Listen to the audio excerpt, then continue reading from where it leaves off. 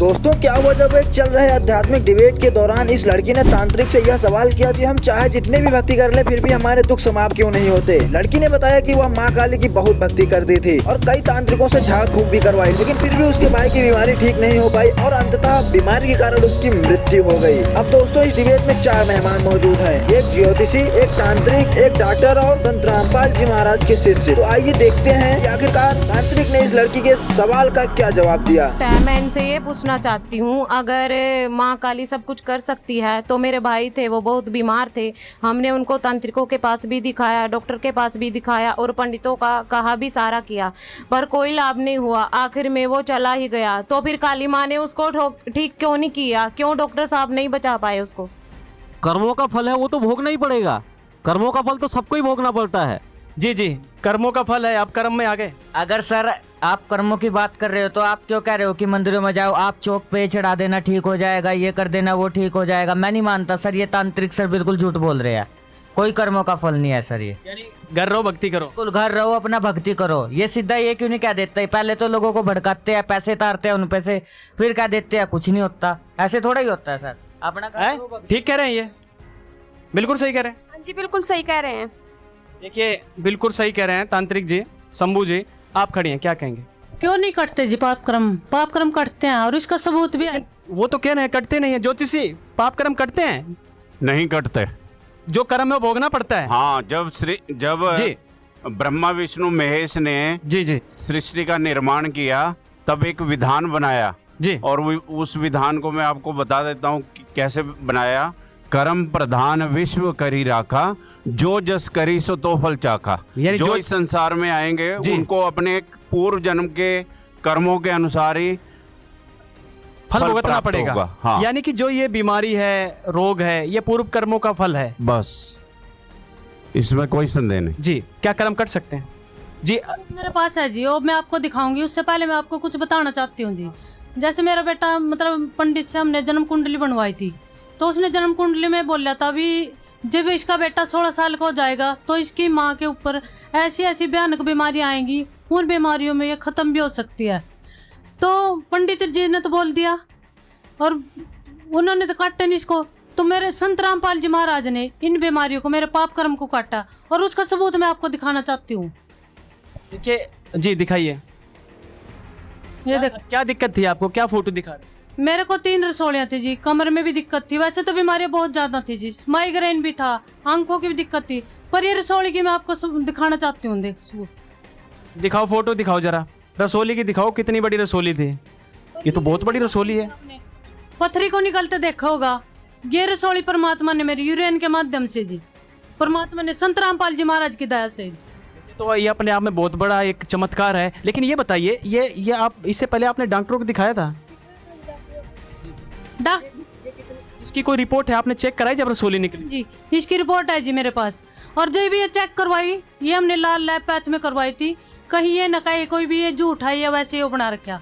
इसकी लाल lab path की report मेरे पास है जी। अब ये चीज है वो भी मैं आपको दिखाना चाहती हूँ। मैं एक बार डॉक्टर साहब से चेक करा दूं। डॉक्टर साहब सर रिपोर्ट दिखा सकते हैं मुझे? जी जी बिल्कुल, दिखाइए, रिपोर्ट दिखाइए। जी देखिए रिपोर्ट, देखिए डॉक्टर साहब। 42.7 mm की सिस्ट है सर इनको। है तो देखिए ये रिपोर्ट तो बिल्कुल सही साबित हुई है, क्योंकि डॉक्टर जी ने भी इसको वेरीफाइड कर दिया है। कहीं ना कहीं ये वाकई में आश्चर्यचकित बात है। लेकिन जो ये निकली है रसोली और उसकी पहले की रिपोर्टें डॉक्टर साहब ने देखी, डॉक्टर साहब मानते हैं आप इस तरीके का हो सकता है चमत्कार? देखो मैं मानता तो नहीं हूँ, बट इसमें है, निकली हुई है भी है। 42.7 की सिस्ट है इनको जी। जो पहली रिपोर्ट में मैंने चेक किया 42.7 की सिस्ट है जी, और दूसरी में नहीं है। तो निकल गई ना वो? बिल्कुल निकल गई, पर हाँ जी, मानने में आता तो नहीं। देखिए अब जो प्रमाण आप रिपोर्ट मांग रहे थे तो रिपोर्ट भी उन्होंने दिखा। जी बोलिए, क्या कहेंगे? सर मैं भी कुछ कहना चाहती हूँ। मेरे हस्बैंड की पिछले साल तबीयत ख़राब हुई थी, तो उनको हार्ट अटैक हुआ था, तो उनकी पूरी ब्लॉकेज हो गई थी नसें। तो डायलिसिस भी उनके, liver fail, kidney fail, heart fail, पूरा भी फेल। एक तरह से डॉक्टर ने कह दिया था इनको घर ले जाओ, इनमें कुछ नहीं है। तो हमने गुरुजी संत रामपाल जी महाराज से अरदास लगवाई थी। तो इसके बाद उनकी डायलिसिस होने के बाद भी आज भी बिल्कुल ठीक है, उनकी कोई डायलिसिस नहीं चल रही है और हार्ट भी बिल्कुल ठीक है, बिना ऑपरेशन के सही चल रहे हैं और शुगर भी कंट्रोल हो गई है, लीवर किडनी सब कुछ ठीक है उनकी। तो अभी आपने शंभू जी से और शर्मा जी से पूछा था कि पाप कर्म खत्म हो सकते हैं क्या। इन्होंने कहा कि पाप कर्म का नाश नहीं हो सकता, पाप कर्म तो भोगने पड़ेंगे। तो इसका मतलब ये है कि जो ये साधना कर रहे हैं, कर्म की बात कही थी, कर्म की बात। हाँ, कर्म जी, आप कर्म की बात इनका की। जवाब ले लेते हैं पहले। सर मैं ये कहना चाहूँगा, जैसे कि अभी ये बहन कह रहे थे कि पाप कर्म कट सकते हैं, और दूसरी तरफ ज्योतिषी जी बोल रहे हैं कि पाप कर्म नहीं कट सकते हैं। तो हमें जानना चाहते हैं कि ये पाप कर्म कट सकते हैं या नहीं कट सकते, और अगर कट सकते हैं तो वो कौन परमात्मा है, कौन भगवान है ऐसा जो ये पाप कर्म हमारे काट सकता है और हमको सुखी कर सकता है। देखिए, एक तरफ तो कोई कहता, ये बोल रहे हैं शंभू जी की पाप कट नहीं सकते हैं, आप भी बोल रहे हो कर्म फल, क्या वाणी बोली थी, कर्म प्रधान विश्व करी हाँ जी, राखा, यानी जो जस करी सो तो फल चाखा। वो फल वैसे ही चाकता है। ठीक, बैठ जाइए, कोई बात नहीं, जवाब ले लेंगे। जी 2 मिनट। तो यहाँ पर अब हम जवाब लेते हैं। आप हाथ खड़ा कर रही हैं, क्या कर्म कट सकते हैं? अगर कर्म कट सकते हैं तो वो कौन काट सकता है, वो कौन भगवान है जिसकी भक्ति से कर्म कटेंगे, पाप कटेंगे? वैसे तो प्रदीप जी, थोड़ा सा आपसे मेरा सवाल है, पाप से दुख होते हैं और पुण्य से सुख होते हैं, क्या ये सही बात है? सच है? ये लोग, आप लोग भी मानते हैं? सर शंभू जी, बिल्कुल बिल्कुल, आप भी मानते हैं? शर्मा जी, ठीक कह रहे हैं आप। देखिए, पाप कटेंगे तो सुख होगा, तो इन्होंने पूछा ये क्या कर्म है, कौन काट सकता है, क्या कहेंगे आप? देखिए, इस शंका का निवारण संत रामपाल जी। आप करती क्या हैं? जी मैं CHO हूँ, कम्युनिटी हेल्थ ऑफिसर हूँ, सुनेड़ी गांव में मेरी पोस्टिंग है। ये जो ये बता रहे हैं, जो मेन मुद्दा है कि कर्म कैसे कट सकते हैं, कौन कर्म काट सकता है, किसकी भक्ति करनी चाहिए, कौन वो भगवान है? देखिए, वो परमात्मा तो हमें भवसागर से पार करेगा, डूबती हुई नैया को हमारे पार लगाएगा, कौन है वो? सर मैं बताती हूँ आपको, वो परमात्मा, पूर्ण परमात्मा कबीर देव है। कबीर देखिए, कबीर जी तो संत कबीर हुए का हैं। नाम ही सुनते सब लोग आश्चर्यचकित हो गए, कुछ लोग हुए हैं, कुछ लोग कबीर जी तो संत हुए हैं। जी हाँ, कबीर साहिब, तांत्रिक जी कबीर साहिब, वही पूर्ण परमात्मा कबीर साहिब। मैं आपको बताती हूँ, मैं संत रामपाल जी महाराज की शिष्या हूँ और हमारे संत रामपाल जी महाराज पूर्ण परमात्मा कबीर साहिब की भक्ति बताते हैं, शास्त्रों अनुसार भक्ति बताते हैं। वो कबीर भगवान जीव के सभी पाप कर्म काट देता है, सभी दुखों को दूर कर देता है, सभी बंधनों से मुक्त कर देता है और भवसागर से पार लगा देता है। वही कबीर पूर्ण परमात्मा है। दोस्तों, अभी आपने सुना संत रामपाल जी महाराज के अनुयायियों के विचार और उनके द्वारा प्रस्तुत की गई शास्त्रीय प्रमाण, जिनमें उन्होंने बताया कि पूर्ण परमात्मा ही व्यक्ति के पापों का नाश कर सकता है। उनके अनुसार यदि कोई व्यक्ति पूर्ण परमात्मा की सच्ची भक्ति करता है तो वह उसके संचित पापों को भी समाप्त कर सकता है। इतना ही नहीं, उन्होंने यह भी कहा कि पूर्ण परमात्मा व्यक्ति की आयु बढ़ा सकता है, भले ही वह मृत्यु के निकट क्यों न पहुँच गया हो। अब आइए सुनते हैं संत रामपाल जी महाराज के विचार। हम जानेंगे कि वे इस विषय पर क्या कहते हैं और किस प्रकार पूर्ण परमात्मा की भक्ति से किसी भी व्यक्ति का जीवन बदल सकता है। उनका संदेश और शास्त्रों के आधार पर दिए गए प्रमाण हमें यह समझने में मदद करेंगे कि पूर्ण परमात्मा की भक्ति से ही जीवन में वास्तविक सुख, शांति और मुक्ति संभव है। जैसे कुछ साधु संत कहते हैं, कुछ के सभी ये कहते हैं कि जो कर्म में लिख रखा है वो तो भोगना ही पड़ेगा। अब दुखी आत्मा जिसके ऊपर आपत्ति आएगी, आपत्ति किस चीज से आती है? पाप कर्मों से। पुण्य से जीव को सुख होता है और पाप से दुख। जब संकट आता है किसी प्रकार का, चाहे शारीरिक है, चाहे कोई और मानसिक परेशानी है, या कोई और किसी प्रकार का घर में या पशु हानि होती है, धन हानि होती है, तो ये उसी समय होती है जब पाप कर्म प्रारंभ हो जाते हैं। जब तक पुण्य चलते हैं ये प्राणी सुखी रहता है, चाहे ये कितने पाप करे, बुरे से बुरे कर्म भी करते हैं, मांस भी खाते हैं, शराब भी पीते हैं, बीड़ी भी पीते हैं, तम्बाकू भी खाते हैं, चोरी भी करते हैं, हत्याएं भी कर देते हैं, और वो लोग भी सुखी नजर आते हैं क्योंकि उनके पुण्य चल रहे हैं, प्रारब्ध वाले। और जिस दिन वो पुण्य समाप्त हो जाएंगे फिर पाप कर्मों का दौर शुरू होगा, और फिर देखना उसकी क्या दुर्गति होगी।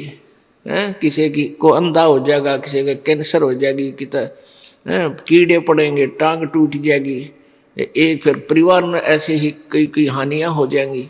फिर वो रोएगा क्योंकि उसके पुण्य खत्म हो गए। फिर वो चलता है साधु संतों के पास, क्योंकि सबको पता है कि परमात्मा संत रूप में आता है।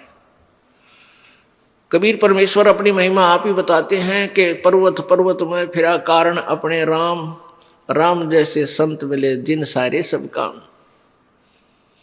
तो फिर ये संतों के पास जाती बोली आत्माएं, जाते ही वो संत कोई ना कोई उनको जंतर मंत्र बताता है, ऐसा कर दे, ऐसा पूजा कर दे, ऐसे 11 रुपये रख दे, या ऐसे वहाँ एक भंडारा करवा दे। उसके बावजूद भी उनको कोई लाभ नहीं होता है। फिर वो संत कह देते हैं भाई ये तो कर्म का भोग है, तुझे भोगना ही पड़ेगा, भक्ति कर ले आगे सुख हो जाएगा।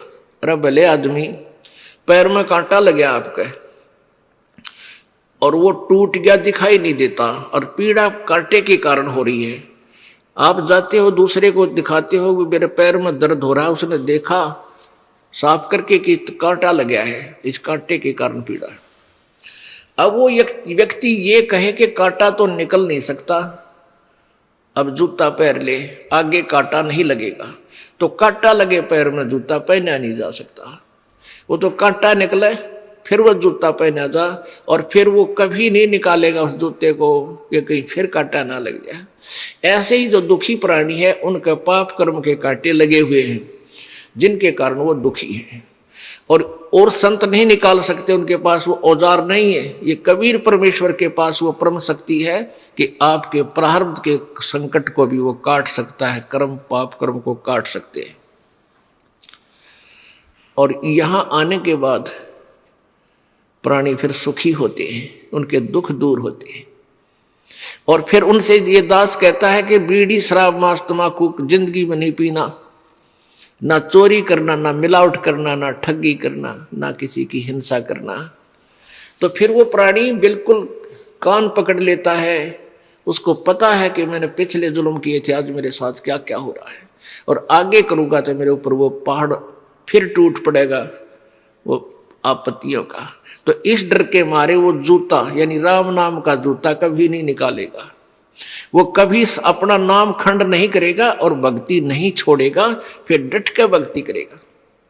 और जिसके कोई संकट निवारण नहीं होए तो वो भक्ति कर ही नहीं सकता, क्योंकि उसकी उस टेंशन बनी रहती है, वह सोई वहीं रहेगी।